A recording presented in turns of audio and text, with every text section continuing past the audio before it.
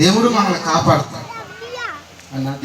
దేవుడు కృపతో మరి ఆ వాపంతా తెల్లారికి కొద్దిగా తగ్గి, పూర్తిగా తగ్గి ఒక వారం రోజుల్లో దేవుడు ఇంటికి మళ్ళీ పంపించేశాడు. మళ్ళీ తర్వాత కొన్ని రోజులు పోయిన తర్వాత ఒక కారు ఒకటి కొనుక్కున్నాను నేను.